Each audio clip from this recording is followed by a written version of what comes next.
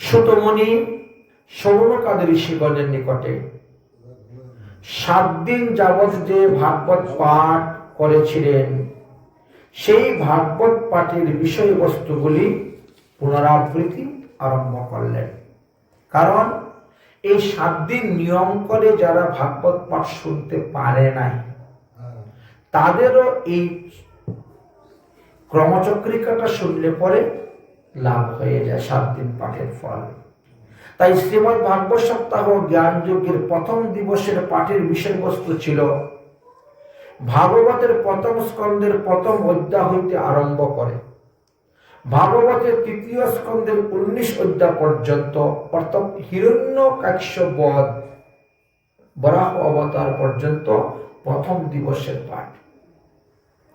প্রথম দিবসে 48টি অধ্যায়ের বাংলা ব্যাখ্যা করা হয়েছে। এই 48 অধ্যায়ের মধ্যে 1923টি শ্লোকের ছিল। এতগুলো শ্লোকের ব্যাখ্যা করা হয়েছে। ব্যাখ্যার মধ্যে বিষয়বস্তু কি ছিল? প্রথমে ভক্তি যুগের কথা, উত্তম ভক্তি নিরূপণ, দণ্ডবত প্রণামের ফল, পরীক্ষিতের প্রসঙ্গ, ব্যাস নারদ সংবাদ, পরীক্ষিতের ব্রহ্মশাপের কথা, পরীক্ষিত গঙ্গা তটে অন্বেষণ ব্রত, সুখদেব গোস্বামীর জন্মকথা, সুখদেব পরীক্ষিত সংবাদ, ব্রহ্ম নারদ সংবাদ, বিদুর উদ্ধব সংবাদ, বিদুর মৈত্রী সংবাদ, ভাগবত পুরাণ সংহিতার 10টি লক্ষণের বিস্তার ব্যাখ্যা, ব্রহ্মার দ্বারা প্রাকৃতিক সৃষ্টি এবং বিকৃতি সৃষ্টি কিভাবে হয়েছিল, বিরাট পুরুষের উৎপত্তি কথা, কিভাবে পৃথিবী দেবীর উৎপত্তি হয়েছিল, পৃথিবী দেবীর জন্ম কথা, শেষে বরাহ অবতারের কথা, হিরণ্যকাক্ষ বধ, হিরণ্যকশিপুর জন্ম কথা, তারা যে পূর্বজন্মের জয় বিজয় ছিলেন, কোন অপরাধে তারা আসছেন, বরাহ অবতার হওয়ার মূল কারণ কি ছিল, কেন বরাহদেব রূপে আসছিলেন, বরাহদেব পৃথিবী দেবীর সংবাদ, হিরণ্যকাক্ষ বধ করার পর বরাহদেব অন্তর্ধান হয়ে চলে গেলেন, বরাহদেবের ঔরসে পৃথিবী দেবী গর্ভবতী হলেন এবং পৃথিবী দেবী একটি পুত্র সন্তান হয়েছিল, যাকে ভৌমাসুর বলা হয়। এটি ছিল আমাদের প্রথম দিবসের পাঠের বিষয়বস্তু। দ্বিতীয় দিবস শ্রীমদ্ ভাগবত সপ্তাহ জ্ঞান যজ্ঞের দ্বিতীয় দিবসের পাঠের বিষয়বস্তু ছিল ভাগবতের তৃতীয় স্কন্ধের 20 অধ্যায় হইতে আরম্ভ করিয়া ভাগবতের পঞ্চম স্কন্ধের 14 অধ্যায় পর্যন্ত, অর্থাৎ জড়ভরত উপখ্যান পর্যন্ত আমাদের পাঠ।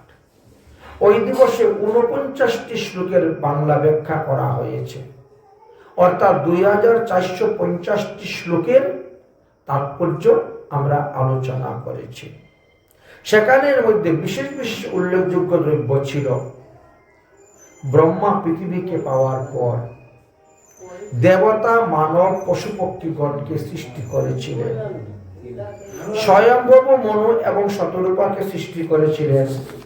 স্বয়ংভব মনু শতরূপার বিবাহ, তাদের 2টি পুত্র 3টি কন্যার জন্ম, কর্দম ঋষির জীবনের কথা, কপিল ভগবানের জন্ম কথা, দেবহূতি কপিল সংবাদের কথা, কর্দম ঋষির 9টি কন্যার বংশ বিস্তারের কথা,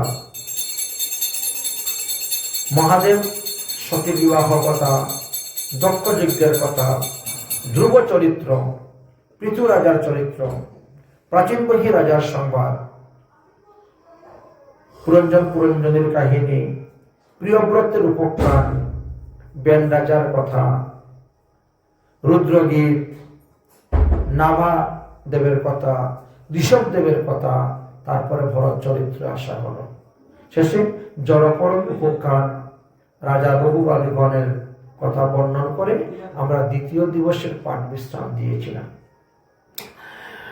শ্রীমদ্ ভাগবত সপ্তাহ জ্ঞান যজ্ঞের তৃতীয় দিবসের পাঠের বিষয়বস্তুগুলো ছিল ওই দিন ভাগবতের পঞ্চম স্কন্ধের 15 অধ্যায় থেকে আরম্ভ করে সপ্তম স্কন্ধের 10ম অধ্যায় পর্যন্ত মোট 41টি শ্লোকের বাংলা ব্যাখ্যা করা হয়েছিল।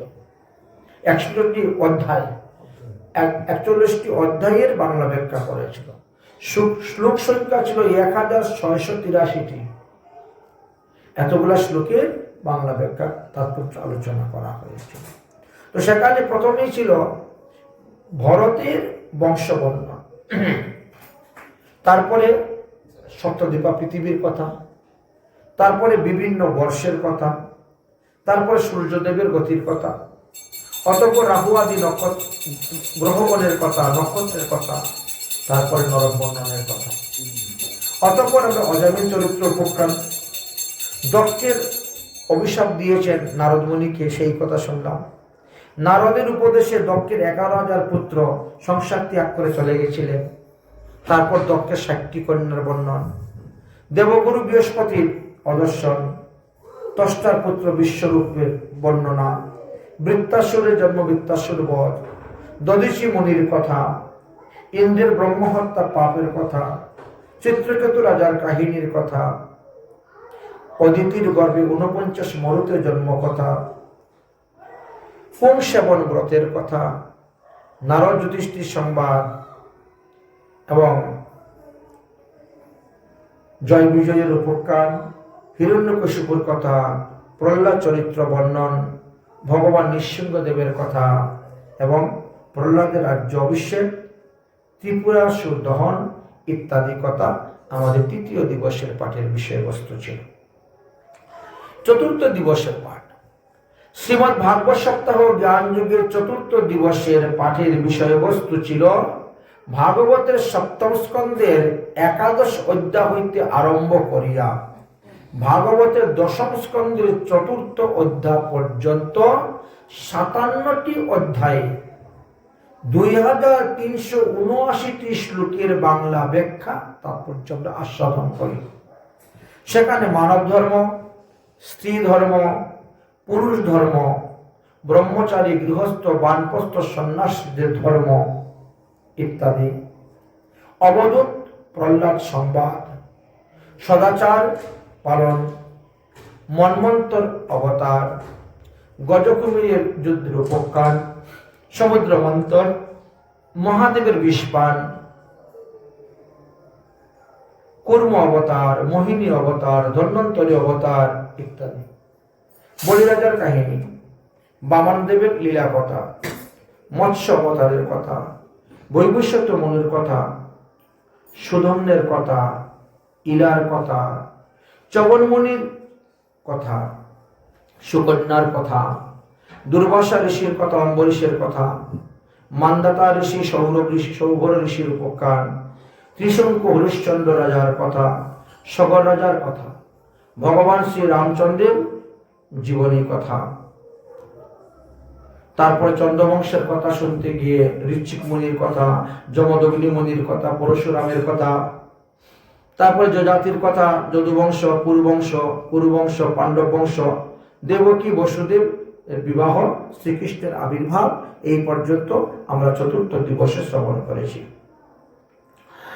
পঞ্চম দিবস শ্রীমদ্ ভাগবত মহাপুরাণ জ্ঞান যজ্ঞের পঞ্চম দিবসের পাঠের বিষয়বস্তু ছিল ভাগবতের দশম স্কন্ধের পঞ্চম অধ্যায় হইতে আরম্ভ করিয়া ভাগবতের দশম স্কন্ধের 53 অধ্যায় পর্যন্ত 49টি অধ্যায়ে 2026টি শ্লোকের বাংলা ব্যাখ্যা তাৎপর্য আমরা আস্বাদন করেছিলাম। গোকুলের নন্দ উৎসব থেকে আরম্ভ করে গোকুলের নন্দ উৎসব, পতুনা উদ্ধার, সকট ভঞ্জন, তৃণাবত্ত অসুর উদ্ধার, নামকরণ, উদকুল বন্ধন, যমুনা অর্জুন উদ্ধার, শ্রীকৃষ্ণের প্রসারণ লীলা, বকাসুর, বৎসাসুর, বকাসুর, অগাসুর, ধনুকাসুর ইত্যাদি বধ, ব্রহ্মমোহন লীলা, কালীয় নাগ দমন, প্রলম্বাসুর উদ্ধার, দাবানল ভক্ষণ, 6 ঋতুর বর্ণন, বেণুগীত, বস্ত্রহরণ, যজ্ঞপত্নীর উপখ্যান, ইন্দ্র পূজা বন্ধ, ইন্দ্রের গর্ভচূর্ণ, গোবর্ধন পূজা আরম্ভ, বরুণালয় হইতে নন্দ বাবাকে প্রত্যাগমন, রাসলীলা, গোপীগীত, মহারাসলীলা, শঙ্খচূড় উদ্ধার, যুগল গীত, অরিষ্টাসুর উদ্ধার, রাধাকুণ্ড শ্যামকুণ্ডের প্রকট, কৃষিদৈত্য বধ, ভূমাসুর বধ, কৃষ্ণ বলরাম মথুরায় গমন, কুব্জাকে কৃপা করা, ধনুযজ্ঞ ভঙ্গ করা, কংসকে বধ করা, চান্দ্রমুষ্টিকে বধ করা, শ্রীকৃষ্ণ বলরামের উপনয়ন সংস্কার, গুরুকুলে গমন, তারপরে উদ্ধব সংবাদ, ভ্রমর গীত, জরাসন্ধের সঙ্গে 17 বার যুদ্ধ, দ্বারকা নির্মাণ, কালযবন বধ, মুচুকুন্দ উপখ্যান, আর দ্বারকাতে গিয়ে বলরামের বিবাহ, আর তারপরে শ্রীকৃষ্ণের রুক্মিণী হরণ পর্যন্ত আমরা পঞ্চম দিবসের পাঠ আলোচনা করেছিলাম। ষষ্ঠ দিবসের পাঠে কি ছিল? শ্রীমদ্ ভাগবত সপ্তাহ জ্ঞান যজ্ঞের ষষ্ঠ দিবসের পাঠের বিষয়বস্তু হল ভাগবতের দশম স্কন্ধের 54 অধ্যায় হইতে আরম্ভ করে ভাগবতের একাদশ স্কন্ধের 6 অধ্যায় পর্যন্ত। ওখানে 43টি অধ্যায় 1969টি শ্লোকের বাংলা ব্যাখ্যা করা হয়েছিল। তার মধ্যে মুখ্য মুখ্য বিষয় আমাদের ছিল শ্রীকৃষ্ণ ও রুক্মিণী থেকে প্রদ্যুম্ন নামে পুত্র সন্তান জন্ম, সম্বরাসুরের কথা, ভগবান শ্রীকৃষ্ণের 16,108টি বিবাহের কথা, রুক্মী বধ, উষা অনিরুদ্ধের বিবাহ, বানাসুরের সহিত শ্রীকৃষ্ণের যুদ্ধ, মহাদেব শ্রীকৃষ্ণের যুদ্ধ, নিগরাজার কাহিনী, বলরামের বৃন্দাবন গমন, বলরামের রাসযাত্রা, পণ্ডুক এবং কাশীরাজ উদ্ধার, দ্বিবিধ বানরের কথা, কৌরবদের উপর বলরামের কোপ, লক্ষণা এবং সাম্বের বিবাহ, দেবশ্রী নারদের দ্বারা গৃহস্থ ধর্ম প্রচার, ভগবান শ্রীকৃষ্ণের নিত্য কর্ম কি কি করিতেন, পঞ্চপাণ্ডবের রাজস্বীয় যজ্ঞ, জরাসন্ধ বধ, শিশুপাল উদ্ধার, শালব উদ্ধার, দন্তবক্র উদ্ধার, বলরামের দ্বারা লোমহর্ষ নামক সুতমুনি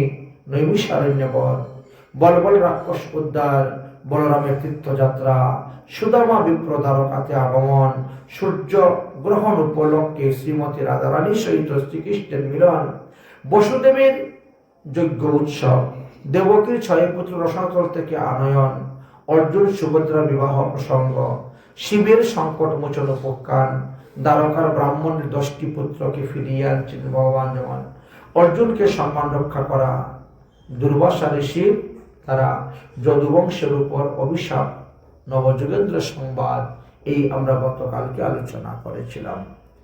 আজকে সপ্তম দিবস, শ্রীমদ্ ভাগবত মহাপুরাণের সপ্তম দিবসের পাঠের বিষয়বস্তু আজ আমরা ভাগবতে একাদশ স্কন্ধের 7ম অধ্যায় থেকে আরম্ভ করে দ্বাদশ স্কন্ধ সম্পূর্ণ 13 অধ্যায় পর্যন্ত আমরা আলোচনা করেছি। অর্থাৎ টোটাল আমাদের 38 অধ্যায় আজকে ব্যাখ্যা হয়েছে। 1674টি শ্লোকের বাংলা ব্যাখ্যা আমরা আজকে আস্বাদন করেছি। এখানে শ্রীকৃষ্ণ উদ্ধব সংবাদ প্রসঙ্গে প্রথমে 24 গুরুর উপাখ্যান আমরা শুনেছি, যদু অবধূত সংবাদ, তারপরে লৌকিক পরলৌকিক ধর্ম নিরূপণ, বদ্ধজীব মুক্ত জীবের লক্ষণ, সাধুসঙ্গের মহিমা, হংস অবতার প্রসঙ্গ, ভক্তি যুগের মহিমা, বিভিন্ন সিদ্ধির কথা, অনিমা লঘিমা আদি সিদ্ধির কথা, ভগবানের বিভূতি কত প্রকার এবং কি কি, বর্ণাশ্রম ধর্ম নিরূপণ, সাধ্য সাধন পদ্ধতি বর্ণন, জ্ঞান যুগ, কর্মযুগ, ভক্তি যুগের বর্ণন, দ্রব্যের দোষ গুণ নিরূপণ, তত্ত্ব সংখ্যা নিরূপণ, তিতক্ষু ব্রাহ্মণের গল্প এবং সংখ্যা যুগের বর্ণন, শতরজতম গুণের বৃত্তি নিরূপণ, পুরুরবা রাজার বৈরাগ্য, ক্রিয়া যুগের বর্ণন, পরমার্থ নিরূপণ, ভগবত ধর্মের নিরূপণ এবং ঊর্ধ্ব বদরিকা আশ্রমে গমন,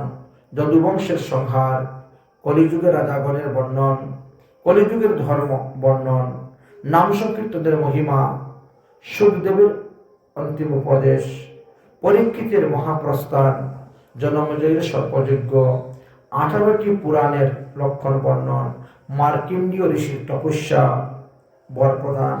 এইভাবে আমরা আস্বাদন করলাম শ্রীমদ্ ভাগবত মহাপুরাণের মহিমা। আমরা যে শ্রীমদ্ ভাগবত মহাপুরাণ আস্বাদন করলাম, এতে 5,75,000টি অক্ষর আছে, 18,000 শ্লোক আছে, 335টি অধ্যায় আর 12টি স্কন্ধ। এইভাবে এই শ্রীমদ্ ভাগবত মহাপুরাণটি, এই ভাগবত মহাপুরাণ কলিযুগের আরম্ভের 30 বছর থেকে একটু বেশি বছর পার হওয়ার পর পরমহংস শিরোমণি সুখদেব গোস্বামী পাদ ভাদ্র মাসের শুক্লপক্ষের নবমী তিথি হইতে ভাদ্র পূর্ণিমা পর্যন্ত এই ভাগবত কথা শ্রবণ করেছিলেন পরীক্ষিত মহারাজকে। পরীক্ষিত ভাগবত কথা শ্রবণ করে উদ্ধার হয়ে যখন নিত্যধামে চলে গেলেন, তার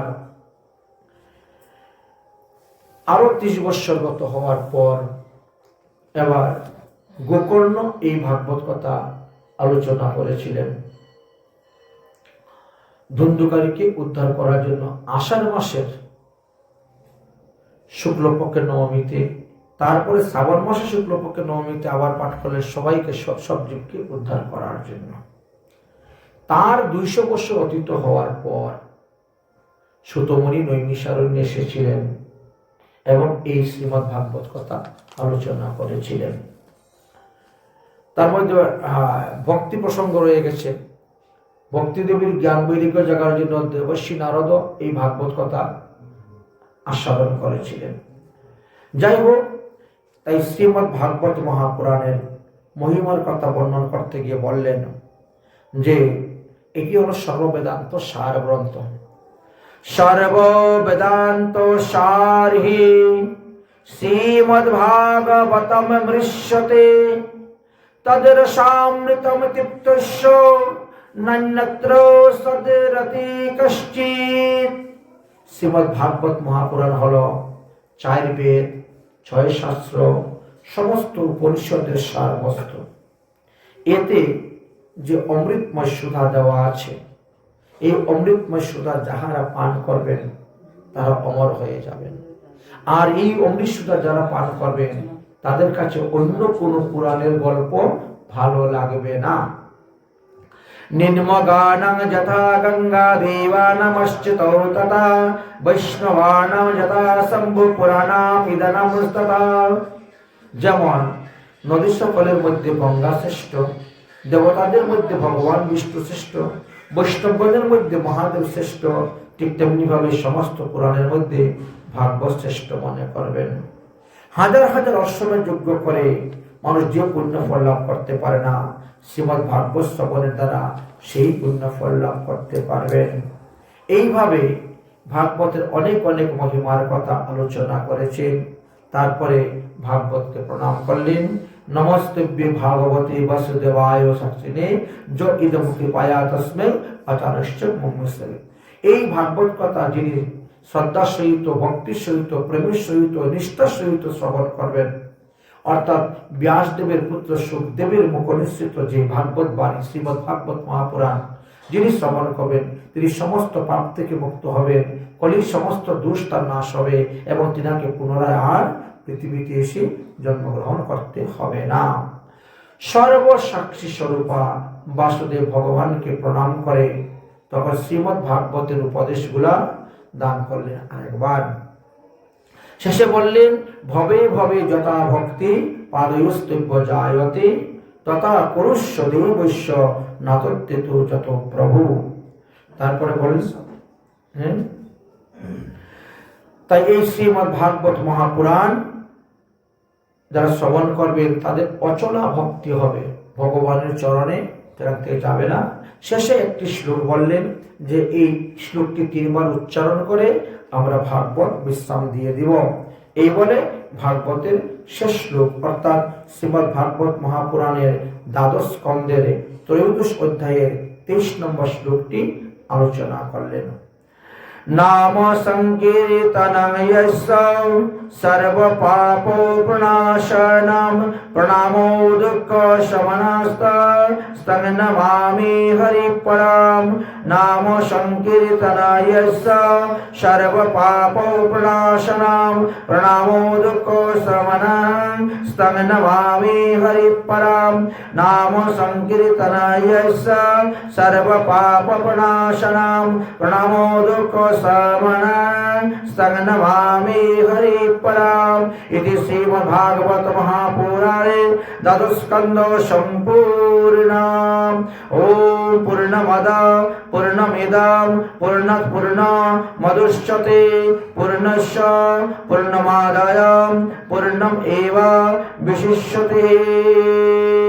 तदीयं वस्तु गोविन्दं तुभ्यम् एवं समर्पयेत् तेन तद्वं वै कामले रतिञ्जश्च शासितं यदक्करं पदवष्टां मात्राहीनश्च यद्भवेत् तत्सर्वगमतं देवं प्रसिद्धं परमेश्वरम्। ॐ सर्वभवन्तु सुखिनः सर्वे सन्तु निरामयाः सर्वभद्राणि पश्यन्ति मा कश्चित् दुःखभाग् भवेत्। ॐ शान्ति ओम शांति ओम शांति। बोलो श्रीमद्भागवत महापुराण की श्री कृष्ण दिव्यास जीव की श्री शुक मुनि की श्री सुत मुनि की परीक्षित महाराज की नैमिषारण्य क्षेत्र की षष्ठी सहस्र ऋषिवृंद की भागवत अंतिम दिवस की उपस्थित भक्तवृंद की उपस्थित मातृवृंद की आस्थान पुरुष की आप और अपन गुरुदेव की आप और अपन इष्टदेव की आज के आनंद की जय जय श्री राधेश्याम जय जय श्री राधेश्याम जय जय श्री राधेश्याम निताई गौर हरि बोल। এখন আমরা ভাগবতের পূজা করব। ভাগবতের পূজা করে আরতি করে ভাগবত বিশ্রাম হয়ে যাবে। জয় শ্রী রাধে।